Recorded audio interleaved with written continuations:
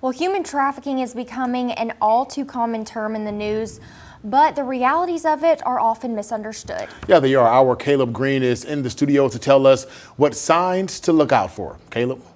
Disinformation on social media and dramatizations in movies and TV can muddy the waters. But experts say there are a few common signs that indicate a person is being trafficked. While some signs are more obvious, others could be easily overlooked. We've seen the definite increase in the human trafficking itself, and it's affected all across the nation. Clay County Sheriff Eddie Scott says some obvious signs of a child being trafficked are that they can't give a straight answer or look someone in the eyes. A child that's malnourished or has bad dental work, you see them where they're with older males, they're checking into hotels, or you see them at truck stops. So just little things that kind of make the hair stand up on the back of your neck. If it don't look right, it's worth taking the time to go to these websites and look, or contact your local law enforcement agency to have us go look. Amy Bogue with Allegro Family Clinic says some less obvious signs like inability to pay attention or fidgeting could be signs of trauma mistaken for more mundane conditions like ADHD.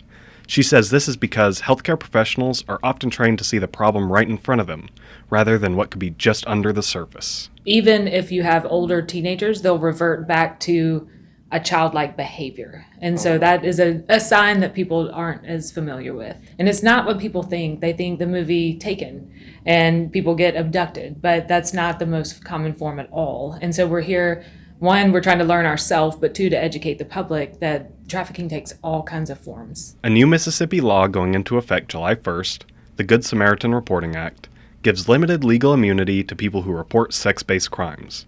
Bogue says this gives people who feel powerless a sense of control. We want people to feel empowered to speak up. And most often what we're learning from victims is sometimes they're just scared, or they have been in it so long that this is their new normal. Sheriff Scott says saving a victim and putting away a criminal is what the job is all about. The first thing you feel is a sigh of relief for the victim, that you're able to get the victim out of this horrendous situation. Your second feeling is just going to be the thrill of getting this criminal and putting him behind bars and working with our U.S. attorneys, DAs, to make sure they never get the opportunity to do this again.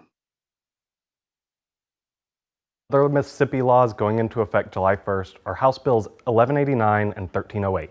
1189 increases funding for the Victims of Human Trafficking Fund through payments from some convictions.